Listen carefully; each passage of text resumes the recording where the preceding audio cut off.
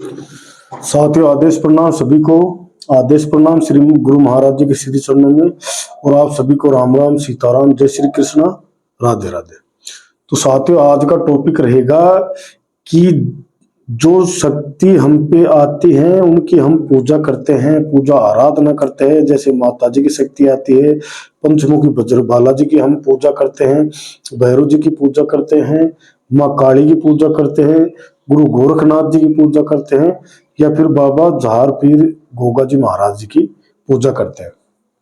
तो क्या ये शक्तियां भी, बहुत से लोग कहते हैं कि हमें बर्बाद कर देती हैं, हमारा पतन कर देती हैं और हमें कहीं का नहीं छोड़ती, तो क्या ये सच है? तो आइए आज इसी के बारे में चर्चा करते हैं कि इन बातों में कितनी सच्चाई है और कितनी ये मिथ्या है, यानी झूठ है। तो साथियों, सबसे पहली कथ के मान लेना कि जो भी हम पूजा पाठ करते हैं किसी भी देवी देवताओं की, हमारे शास्त्र देख लो, पुराण देख लो, जो भक्त पूजा करता है कुछ समय के लिए वो दुखी रहता है, कुछ ही समय के लिए। बाकी जो इष्ट जब उसको थोड़ा सा आजमाइश करता है तो थोड़ा सा उसको दुख देता है कि ये कब तक टिकता है, कि या इसको हम पे विश्वास भी है कि नहीं, कि जिस देव की पूजा करते हैं तो हमारे पास वो आएगा या हमारे जीवन को खुशहाली देगा या हमारे लाइफ में मंगल ही मंगल करेगा। तो थोड़ी सी परीक्षा लेता है। और साथियों, उस परीक्षा में अगर हम टिके रहे तो साथियों लाइफ टाइम मंगल ही मंगल रहेगा, मौज आनंद रहेगी। और थोड़ी सी अगर कष्ट हम सहन नहीं करते तो हम उसको छोड़ देते हैं कि कुछ भी नहीं, पूजा करते करते ही यही काम हो रहा है तो कोई मतलब नहीं, ये सब झूठा है। तो साथियों, आजमाइश सब करते हैं, तो थोड़ी सी आजमाइश के कारण अगर हम छोड़ के चले जाते हैं, जैसे आजमाइश सबूरी ने की थी, सबूरी की आजमाइश भगवान राम ने ली थी, तो गुरुजन ने उनको बता दिया कि आप ये काम करते रहे, नित्य कर्म करते रहे और गुरुजी आएंगे। और वो विश्वास मान के उस बात को लगी रही कि मेरे राम आएंगे, मेरे राम आएंगे। और हुआ क्या साथियों, राम जी को आना पड़ा। ये विश्वास होता है साथ। 5-5 साल की उम्र में ध्रुव भक्त जैसे, प्रहलाद भक्त जैसे, मीराबाई जैसे, कर्माबाई जैसे, इनकी थोड़ी सी परीक्षा चली, लेकिन साथियों बहुत ही कम समय में ये उस परीक्षा में उत्तीर्ण हो गए, पास हो गए और अपना नाम अमर करवा लिया। तो साथियों, जैसे जिस इष्ट की हम पूजा करते हैं, और साथियों जिस हमारे, जो हमारा इष्ट है, देवी है, बाबा बजरंगबली है, झार पीर गोगा जी है, गोरखनाथ जी है, माँ काली है, तो जिनकी भी हम पाठ पूजा करते हैं साथियों, और हमें पता नहीं रहता कि हमारे इनके गण हमारे साथ है, और ये जाने अनजाने में हमारी रक्षा करते रहते हैं कदम कदम पे। और जब हमें पता चलता है कि हमारे अंदर तो ये शक्ति है, हमारी पूजा करती है, जिसको जो बात बोल दी वो पूर्ण होती है, तो साथियों फिर एक मैं आ जाती है, मैं यानी घमंड। और घमंड आने लग गया और फिर हम बात करते हैं रुबाव में आके, मैं ऐसे कर दूंगा, वैसे कर दूंगा। तो साथियों समझ लो, अगर मैं आ गया, घमंड आ गई, तो फिर समझ ले कि हमारे पतन का रास्ता हम स्वयं चालू कर रहे हैं। एक ऐसी कब्र खोद रहे हैं हमारे ही हाथों से, क्योंकि घमंड नहीं करना चाहिए। घमंड रावण का भी नहीं चला था। तो गुरुजन बताते हैं कि अहंकार में 3 गए, धन वैभव और वंश, नहीं जानो तो जान लो रावण कौरव कंस। साथियों, रावण बहुत बलशाली था, रामायण में अच्छे अच्छे वीरों को धूल चटा दी थी, लेकिन नतीजा कि अपने घमंड के कारण वो चला गया। दुर्योधन ने घमंड किया, भाइयों को अपना हिस्सा नहीं दिया। साथियों, महाभारत हुई, उन्हें यह था कि कर्ण जैसे, विषम पिता जैसे, गुरु द्रोणाचार्य जैसे हमारे साथ हैं, और राजनीति का कूट ज्ञाता मामा शकुनी मेरे साथ है, तो अब मुझे कौन हरा सकता है।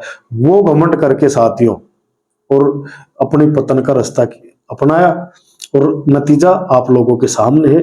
आज भी कोई भी दुर्योधन की बुराई नहीं करता, वो बढ़ाई नहीं करता, और अपने बच्चों के नाम भी उन पर नहीं रखता। अगर कोई अपने बच्चों का नाम कंस रखता है तो बता दो, कोई अपने बच्चों का नाम दुर्योधन रखता है तो बता दिए, कोई अपने बच्चों का नाम रावण रखता है तो बता दो। हाँ, प्रहलाद रखेंगे, ध्रुव रखेंगे, मीराबाई रखेंगे, कर्माबाई रखेंगे, राम रखेंगे, लक्ष्मण रखेंगे, लेकिन रावण, कौरव, कंस, इनका नाम कोई नहीं रखता। क्यों?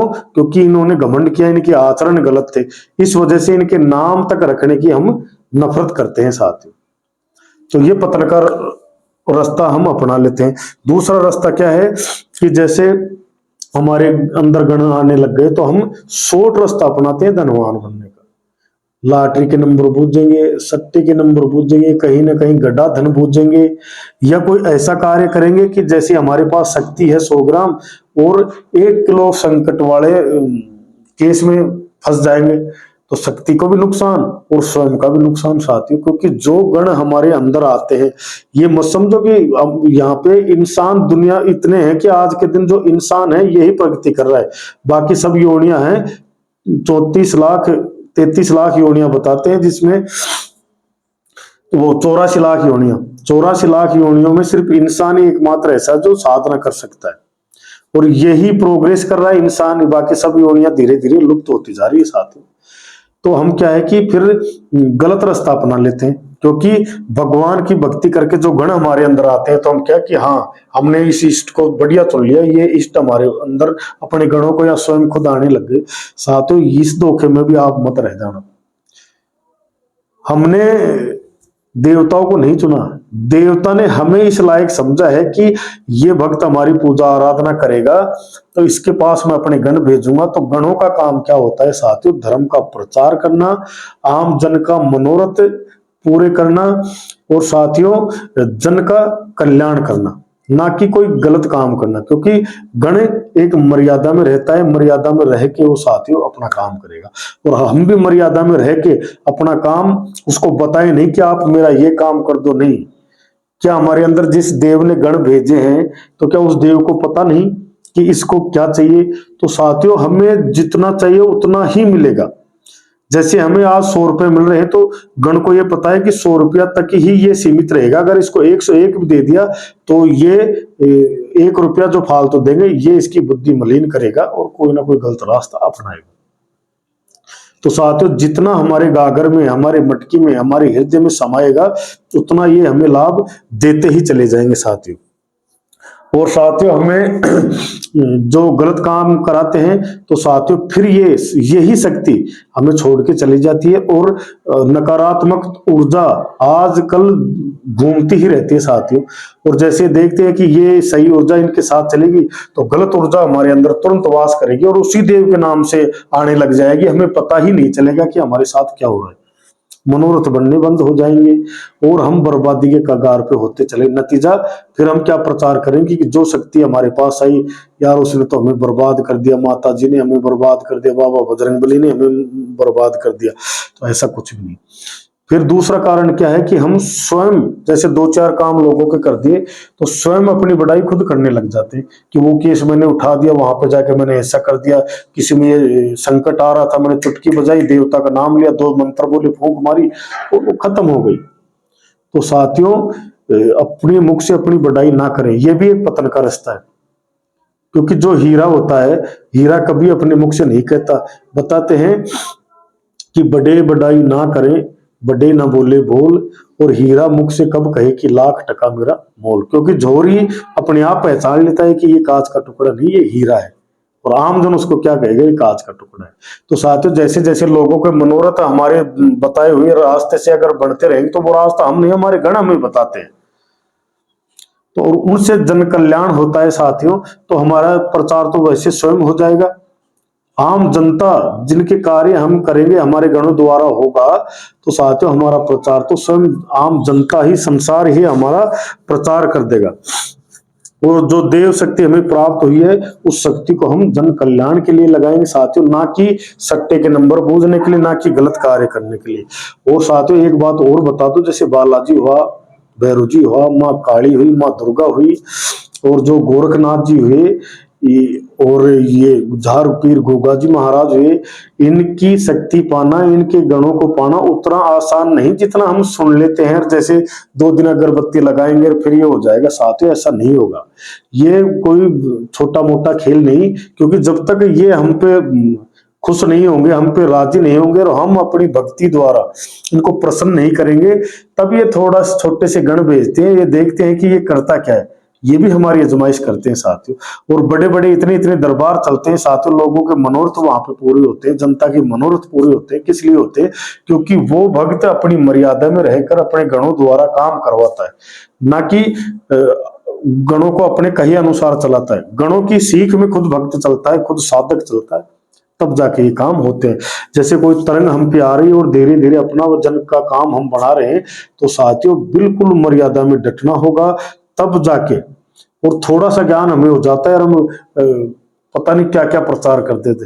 तो ज्यादा जरूरत से ज्यादा ज्ञान भी हैरान करता है और अधूरा ज्ञान भी हैरान करता है। ज्ञान उतना ही दे, जैसे 100 ग्राम ज्ञान है तो साथियों 80 ग्राम तक ही बखान करें, 20 ग्राम ज्ञान फिर भी हमारे अंदर रखे, क्या पता कब काम आ जाए। तो इस तरह से करके जिस शक्ति की साधना हम करते हैं, तो उनसे हम अपना काम भी करवाएं, जनता का भी काम करवाएं और मर्यादा में रह के साथियों काम कराएं, फिर देखना जीवन में मौज ही मौज हो जाएगी। और सबसे बड़ी बात क्या है कि मैंने बहुत साधकों को देखा है, जैसे कोई पूजा करते हैं, पूजा निकालते हैं, तो साथियों वो भी बर्बाद हो जाते हैं। कैसे? जैसे गुटखा खाते खाते देवता आ रहे हैं, गुटखा खा रहे हैं, पान का भोग लगा रहे हैं, चाय पी रहे हैं, मदिरा का भोग लगा रहे हैं, मदिरा पान कर रहे हैं, तो साथियों ये शक्ति फिर उग्र हो जाती है, ये तामसिक शक्तियां हो जाती है। और जब तक हम तामसिक काम को, तामसिक भोजन को और तामसिक बातों को नहीं छोड़ेंगे, तब तक हमारे अंदर देव शक्ति का प्रभाव साथियों नहीं रहेगा। तो हमें मर्यादा में रहना चाहिए, गुटखा पान बीड़ी हमें छोड़ना पड़ेगा, तब जाके साथियों। और या फिर काम करते हुए, जैसे पूजा पाठ कर, जैसे हमें सवारी आ रही है, हम किसी को पूजा कर रहे हैं या किसी को पूछ बता रहे हैं कि भाई ये बात ऐसे करना, ऐसे करना, तो उस समय पान बीड़ी गुटखा का सेवन हमें नहीं करना चाहिए, क्योंकि उससे शक्ति हमारी मलिन हो जाती है साथियों। और आज ही ये शपथ लेते हैं कि जो, और बहुत से ऐसे भी होते हैं कि साथियों मैंने तो जिंदगी की, जैसे जिंदगी की साधना कर रखे या जिंदगी साधना कर, गलत शक्तियों की साधना कर सकते हैं, मानते हैं, और उनसे आप अपना मनोरथ भी सिद्ध करवा लोगे, लेकिन ये यही ताक में रहते हैं गलत शक्तियां कि जब इनको मौका लग गया, अगर इनके भोग विलास में साथियों कमी रह गई, तो साथियों अपने साधक की ही बलि ले लेते हैं। अकाल मौत उसको अकाल मौत की गोद में डाल देते हैं, एक्सीडेंट करवा देते हैं, बर्बाद कर देते हैं साथियों, पागल करवा देते हैं। तो साथियों आज ही कसम लेते हैं कि उग्र शक्ति की आराधना नहीं करेंगे और अपने गणों को मर्यादा में रह के काम करेंगे, ना कि उनसे काम कराएंगे। सट्टे के नंबर ये ऐसे काम नहीं कराएंगे। और जो भक्त है उसको साथियों बीड़ी पान गुटखा इनका त्याग करना चाहिए साथियों, और तामसिक भोजन का त्याग करें, लाटे वाटे के नंबर नहीं पूछे। अगर इतनी सी मर्यादा हमने रख ली तो साथियों जीवन में मौज आनंद होता ही चला जाएगा। और इसी के साथ एक वीडियो इस पे मैं और बनाऊंगा, ये वीडियो बहुत लंबी हो जाएगी साथियों, तो इसी के साथ इस वीडियो को विराम देते हैं। आदेश श्रीनाथ जी को।